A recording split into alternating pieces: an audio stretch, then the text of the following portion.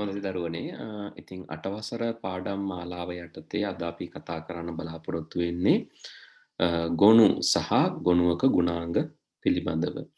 ගොනු කියලා කියවම ෆයිල් සහ ඒ ෆයිල්ස් වල තියෙන මොන වගේ ඇට්‍රිබියුට්ස් ද තියෙන්නේ කියන එක. එතකොට අපි කතා කරනවා ගොනු ගැන, ඒ වගේම මේ ගොනු ගබඩා කරලා තියෙන බහලුම් ගැන අපිට කතා කරන්න පුළුවන්.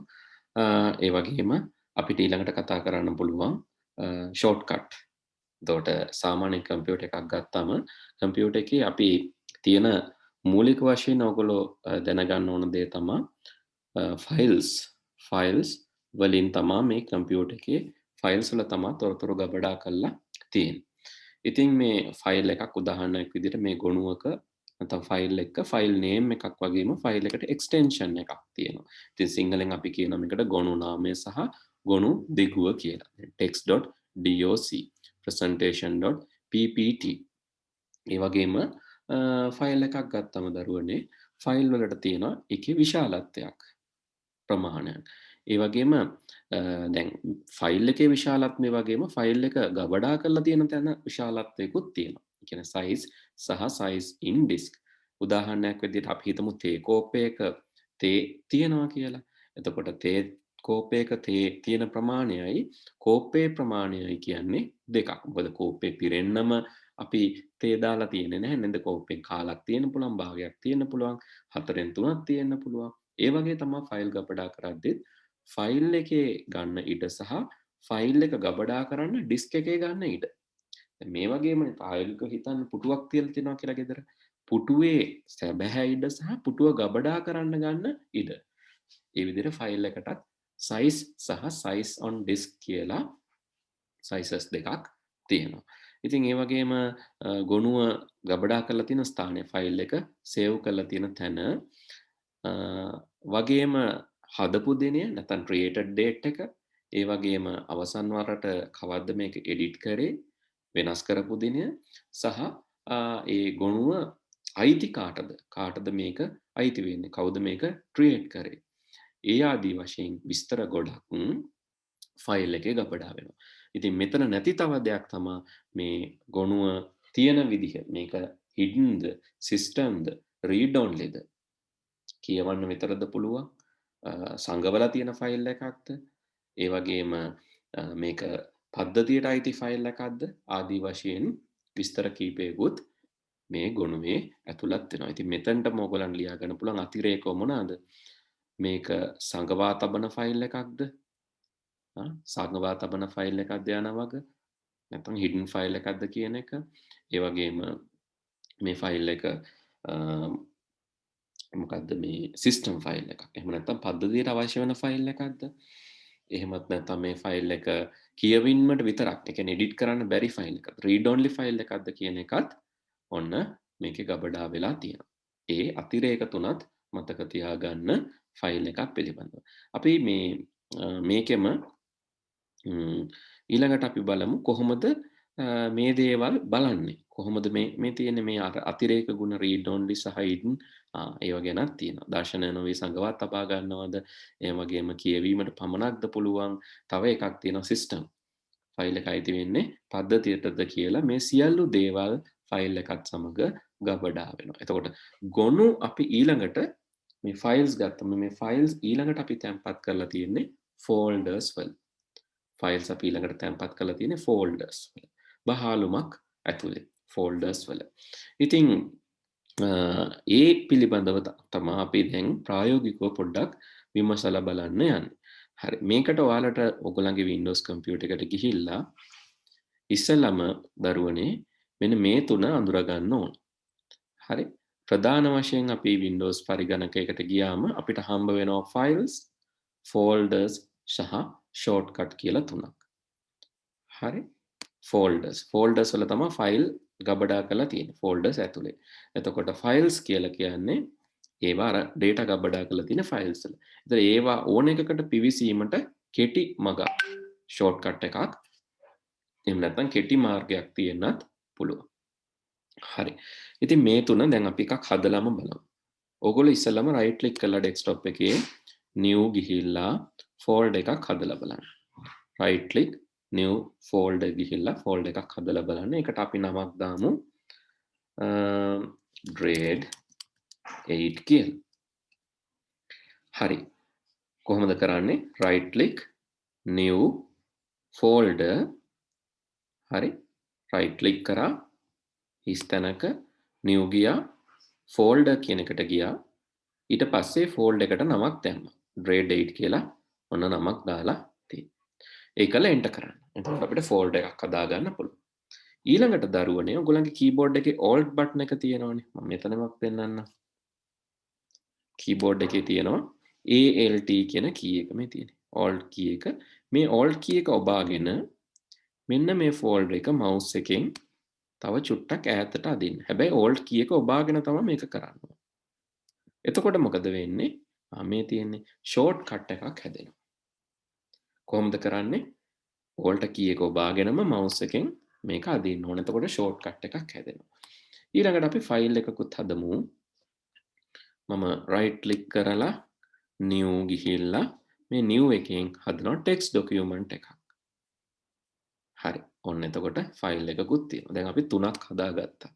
folder එකක්, shortcut එකක් සහ ෆයිල් එකක්. අපි මේ තුන වෙන වෙනම බලමු. folder එකේ අපි right click කරලා properties ගියාම ඒක folder එකක් විදිහට පෙන්වනවා. ඒ වගේම size on disk කවද්ද හැදුවේ, read only ද hidden ද ඒ සියලුම දේවල් පෙන්නන. ඒක පෙන්වන්නේ මේ general tab එකේ. කොහොමද බලන්නේ අපි right click කරලා properties ගියා නම් හරි. ඒකටත් කෙටි ක්‍රමයක් තියෙනවා දරුවනේ. ඔයගොල්ලන්ට පුළුවන් folder එක උඩට ගිහිල්ලා alt එකත් එක්ක enter කරන්න. mouse එකෙන් click කරන්නේ නැතුව folder එක උඩට ගිහිල්ලා folder එකට mouse එකෙන් යන්න folder එකට යනකම් ඊට පස්සේ alt එකයි enter key එකයි එකවර press කරන්න. එතකොටත් පුළුවන් අපිට properties යන්න. හරි. එහෙම properties ගියත් අපිට අර විස්තරේම හම්බ වෙනවා. අපි තුනේම බලමුකෝ properties. ඔන්න folder එකේ properties. shortcut එකෙත් alt එකයි enter එකයි ගහලා එතකොට අපිට එනවා shortcut එකේ properties. alt enter ඔන්න shortcut properties. ඊළඟට තුන්වෙනි එක ෆයිල් එකට ගිහිල්ලා alt enter කැවුවම ඔන්න ෆයිල් එකේ properties උත් එනවා අපිට. folder එකේ properties, shortcut එකේ properties, file එකේ properties. මේ properties වලින් මේ තුන පැහැදිලිව වෙන් කරලා අඳුර ගන්න පුළුවන්. properties වලින් පැහැදිලිව වෙන් කරලා අඳුර ගන්න පුළුවන්. ඉංග්‍රීසි මාධ්‍යයෙන් ලියන දරුවෝ මෙන්න මේ සටහන ලියාගත්තා නම් හරි මේ තුන ගැන.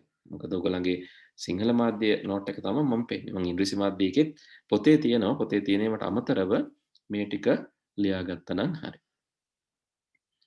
folder එකක් කියන්නේ මොකද්ද? shortcut එකක් කියන්නේ මොකද්ද? file එකක් කියන්නේ මොකද්ද? ඒ වගේම විශේෂ කාරණයක් තියෙනවා. shortcut එකක් කියන්නේ එක්තරා ආකාරයකට ගත්තොත් file එකක්. මේකේ general එකට ගියාම මේ තුනේම අපි general එකට යමු. shortcut එකක් කියන්නේ එක්තරා ආකාරයකට file එකක්. ඒක .lnk මේ තියෙන්නේ. .lnk කියන file එක. හරි. ඉතින් මේ තුනේ විශේෂත්වය මොනවාද? බලන්න ෆයිල් එකේ නම් type එක file folder කියලා තියෙනවා දරුවනේ. තියෙන ස්ථානයක් තියෙනවා. shortcut එකේ type of file shortcut කියලා තියෙනවා. ඉතින් ඊට අමතරව description එකක් තියෙනවා. මේ shortcut කියන එකකුත් menu එකක් තියෙනවා. ඒකට ගියාම එතන තියෙනවා කොහෙටද මේක යන්නේ? target එක තියෙනවා. ප්‍රධාන වශයෙන් එන්නේ මේක. ඊට පස්සේ අපි general එකට ගියාම තමයි මේ shortcut කියන එක බලන්න පුළුවන්. හරි. එතකොට ඒකටත් size එකක් මම කිව්වා size එකක් අර පුටුව වගේ ගන්න ඉඩක් තියෙනවා. ඒ වගේම hard disk එකෙන් ගන්න ඉඩක් තියෙනවා. හැම වෙලේම ගන්න ඉඩට වැඩිය hard disk එකෙන් ගන්න ඉඩ වැඩි. මේ අතර සම්බන්ධතාවය මම ඉස්සරහට කියලා දෙන්නම්. ඊළඟට තියෙනවා file එක. file එකේ තියෙනවා size on disk.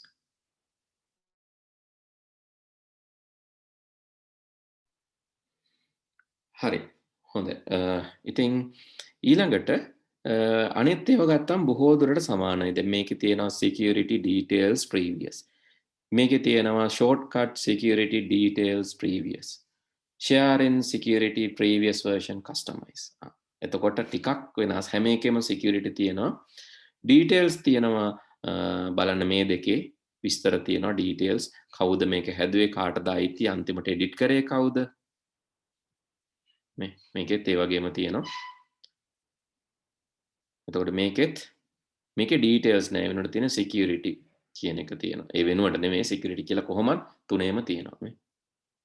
security කියන්නේ කාටද මේක බලන්න කාටද write කරන්න පුළුවන් කාටද read කරන්න පුළුවන් කාටද edit කරන්න පුළුවන් ඒ ආදී වශයෙන් තියෙනවා. දැන් system එකට මේ ඔක්කොම පුළුවන්.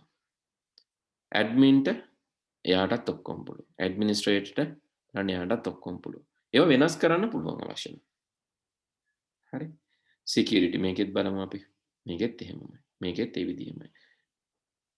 හරි. ඉතින් මේ දේවල් ටික පොඩ්ඩක් දරුවනේ ඉස්සෙල්ලාම ඔයාලා මොකද කරන්න ඕන? තනියෙන් මේක අධ්‍යයනය කරලා බලන්න ඕන. හරිද? මොකද හැම එකම පාඩමෙන් කියලා දෙනවට වඩා ඔයගොල්ලෝ හොයාගෙන බලන එක ඒකෙන් ඔයාලට ටිකක් වැඩිපුර ඉගෙන ගන්න පුළුවන්. හරි. ඊළඟට details. මේකේ details තියෙනවා මේකේ නම් නැහැ. මේකේ තියෙන previous versions කියලා. කියන්නේ කලින් version එකක් තිබ්බනම් ඒක වෙනස් කරා නම් ඒක ගැන තමයි මේකේ තියෙන්නේ. ඉතින් ෆෝල්ඩ් එකේ තියෙන කස්ටමයිස් කියලා ඔයාලට පුළුවන් ෆෝල්ඩ් එකට අයිකන් එකක් දෙන්න මේ චේන්ජ් අයිකන් ගිහිල්ලා ඔයාලට පුළුවන් ෆෝල්ඩ් එකේ අයිකන් එක මාරු කරන්න දාන්න මෙන්න මේ අයිකන් එක හරි ඔන්න ෆෝල්ඩ් එකේ අයිකන් එක මාරු කරා ෆෝල්ඩ් එකට පික්චර් එකක් දාන්න පුළුවන් හරි ඉතින් ඒ වගේ මෙතන අපිට වෙනසක් කරනවා නම් පුළුවන් මේකේ සබ් ෆෝල්ඩර්ස් වලටත් මේක ඇතුලේ තව ෆෝල්ඩර්ස් තියෙනවා නම් ඒවටත් ඒ ස්ටයිල් එකම ඇප්ලයි කරන්න පුළුවන්. හරි මම මේක ඕකේ කරන්නම්කෝ. ෂෝට්කට් එකකටත් අයිකන් එකක් දාන්න පුළුවන්. මේ ෂෝට්කට් එකේ ෂෝට්කට් කියන එකට ගිහිල්ලා චේන්ජ් අයිකන් ගියාම එයාටත් අපිට ඔන්න අයිකන් එකක් දාගන්න පුළුවන්. මම මේකට දාන්නම්කෝ මේ අයිකන් එක. ෆෝල්ඩ් එකටත් පුළුවන් ෂෝට්කට් එකටත් පුළුවන් අයිකන් එකක් දාන්න. ඔන්න ඇප්ලයි කරලා ඕකේ කරාම එයාගේ අයිකන් එකත් වෙනස් වෙයි. ඊළඟට ෆයිල් එකට නම් දරුවනේ අයිකන් එකක් මෙතනින් දෙන්න බෑ.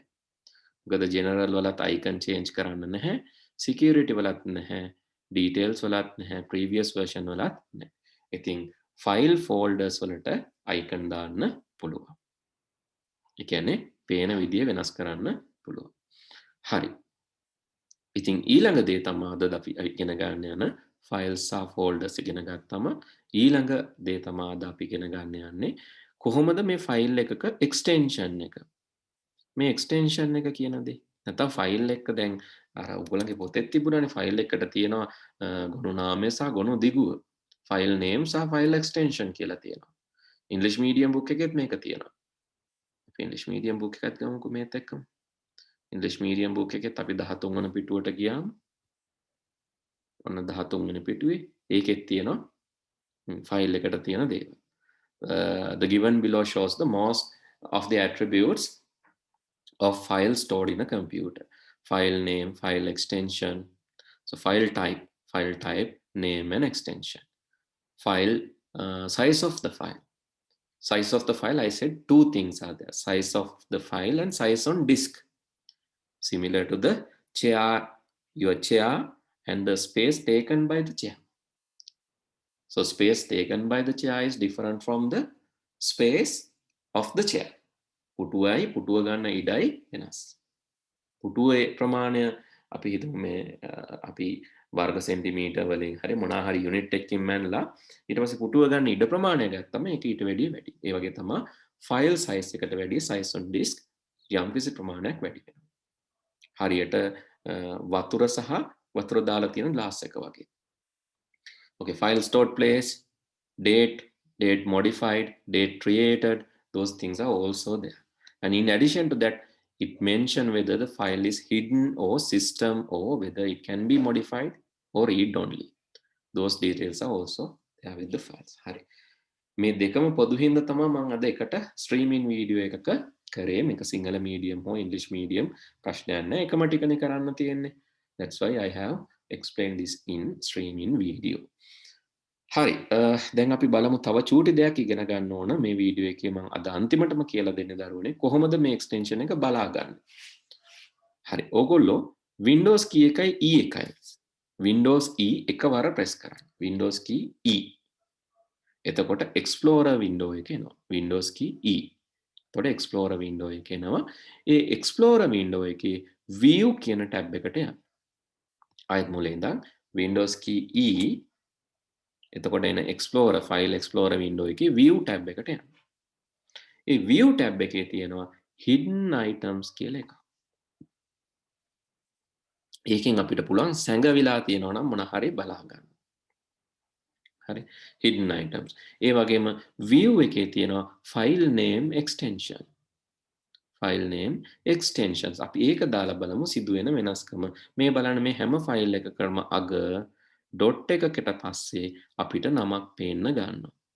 view එකේ මොකද්ද view එකේ ආයෙත් මම පේනවා ඔන්න view file name extension අයින් කරාම නම විතරයි පෙන්වන්නේ.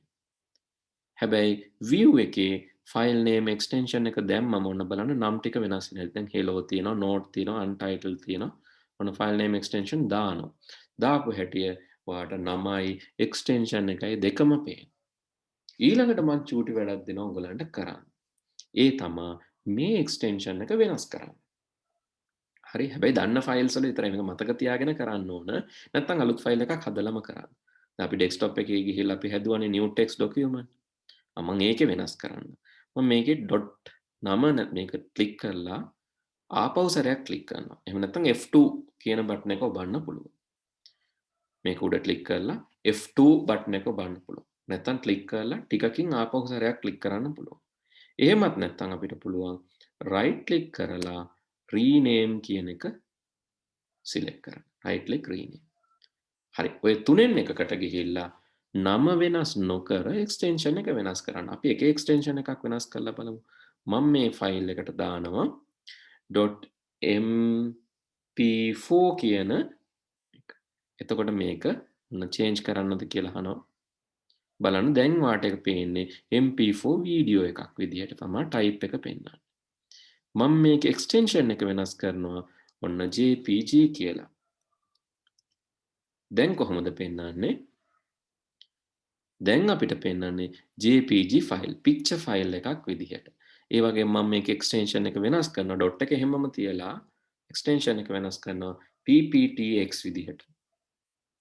දැන් බලන්න අපිට පෙන්වන විදිහ දැන් අපිට පෙන්වන්නේ PowerPoint presentation file එකක් විදිහට.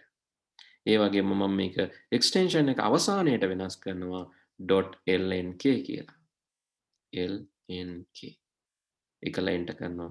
එතකොට extension එක නොපෙනී යනවා.